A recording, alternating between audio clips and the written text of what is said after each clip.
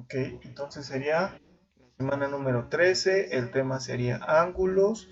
Esta es la clasificación de los ángulos de acuerdo a su medida. Se pueden clasificar en recto, agudo, obtuso, llano, completo, convexo o cóncavo según la medida de sus ángulos. ¿Sale? No me voy a ahondar mucho en la parte teórica, porque como les repito, esto ya se supone que ya lo vieron en la secundaria, ¿no? Y a manera de recordatorio, según su posición, con respecto a otro ángulo, ¿sale? Son ángulos adyacentes. Recuerden que los ángulos adyacentes son los que juntos suman un ángulo de 180 grados o que están consecutivos. Estos ángulos que dicen opuestos por el vértice son ángulos que están opuestos por el vértice. Cuando los ángulos están opuestos por el vértice, acuérdense que miden lo mismo. ¿Sale? Tanto este ángulo como este ángulo miden lo mismo y este con este otro mide lo mismo. Y los consecutivos, o sea, los ángulos consecutivos es un ángulo que sigue después de otro. Ahora, para este tercer momento, la situación contextual que vamos a estar viendo o lo que vamos a estar trabajando es que eh,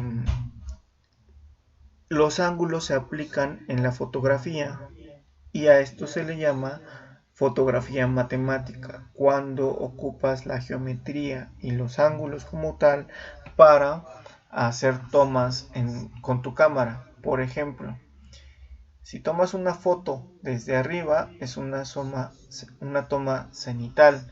Si tomas una foto con un ángulo superior, que sería cuando inclinas hacia abajo en la cámara y se le otorga una inferioridad psicológica, esta es una toma picada. O si lo haces al revés, es una toma contrapicada.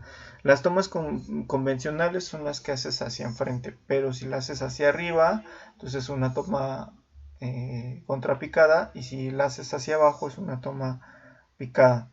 Y cuando el ángulo es inferior, es un ángulo nadir. Son los ángulos cenit y nadir, son muy inusuales y pueden ser muy impactantes. ¿Sale?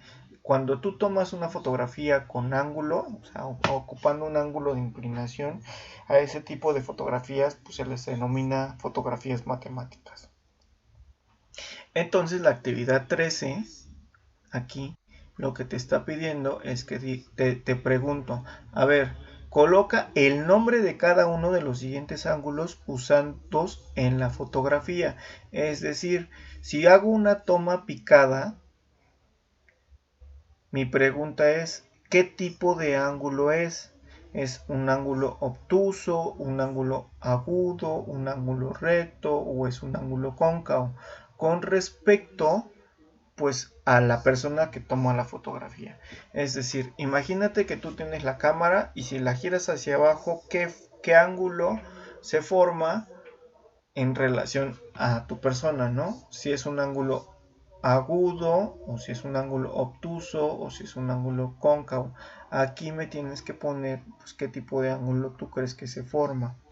Como son muy sencillas las respuestas, pues no se las voy a dar yo, porque pues aquí ya se haría de acuerdo a quiero ver tu criterio y que relaciones este tipo de tomas, o sea, lo que son las tomas fotográficas, con los ángulos, con la clasificación de los ángulos de acuerdo a su medida. ¿Sale? Definitivamente no serían ni ángulos adyacentes, ni consecutivos, ni opuestos por el vértice, porque aunque son según su posición, todos estos ángulos son consecutivos, ¿no? Entonces es de acuerdo a su medida. ¿Sale? Ahí no vayan a confundirse. ¿Sale?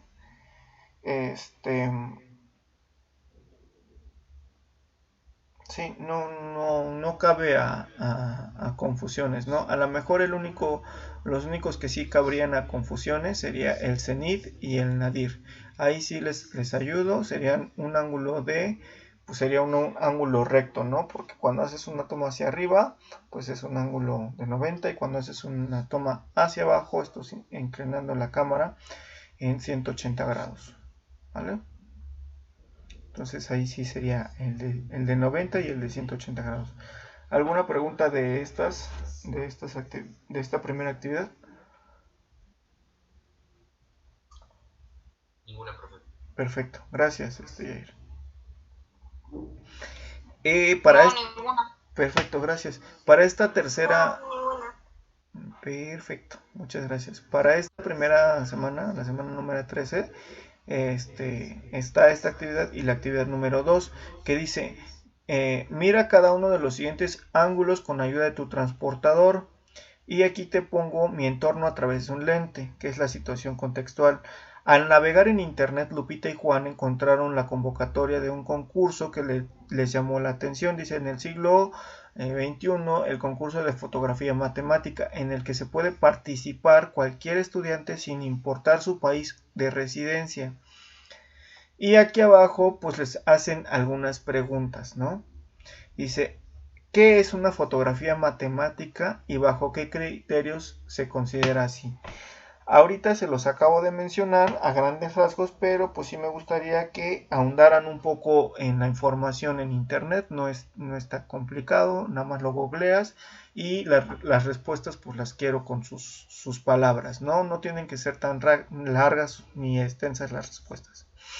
Simplemente que demuestren que pues, ustedes están entendiendo de qué estamos hablando. Luego dice, ¿qué principios matemáticos se requieren para captar correctamente una fotografía matemática? Igual les acabo de dar la respuesta hace un ratito.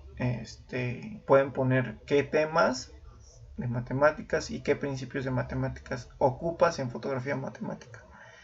Y luego te dice qué necesito conocer o aplicar para poder participar en el concurso de fotografía matemática. Pues ahí sí les voy a ayudar con la respuesta. Ahí lo que necesitas conocer primero es pues las bases, o sea, las reglas del concurso, las fechas de entrega, obviamente, porque dice para conocer, para aplicar, para poder participar en el concurso, pues las bases, las reglas. Obviamente necesitas conocer pues principios básicos de qué es la fotografía matemática. Necesitas contar con una cámara fotográfica, obviamente. Y pues los principios que te dice arriba, matemáticos básicos, pues esos también los requieres saber. ¿Vale? Esa sería como la respuesta de la 3. Dice, ¿cuál es el valor práctico que tiene la fotografía matemática? O sea, ¿para qué te sirve? Esa la van a contestar ustedes de acuerdo a... Dice, el valor práctico es más bien a ¿para qué te sirve la fotografía matemática? Pues en tu contexto o en tu vida cotidiana, ¿no? Y dice, dado el trabajo realizado, utilice lo aprendido y fotografíe a algún lugar favorito o que esté en peligro de contaminación. Y argumente qué principios matemáticos se aplicaron en la captura de las fotos.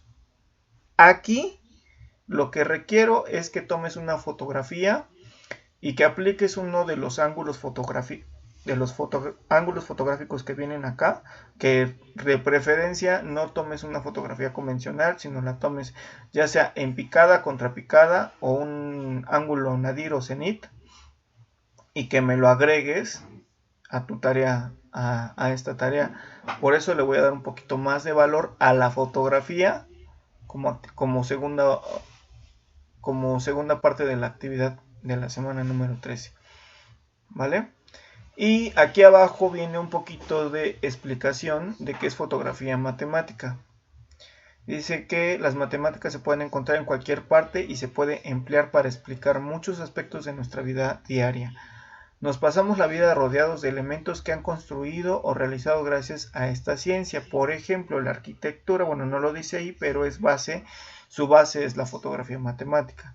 El mundo está compuesto por líneas, curvas, puntos, formas geométricas. Por eso es lógico que hasta la fotografía matemática exista hoy en día.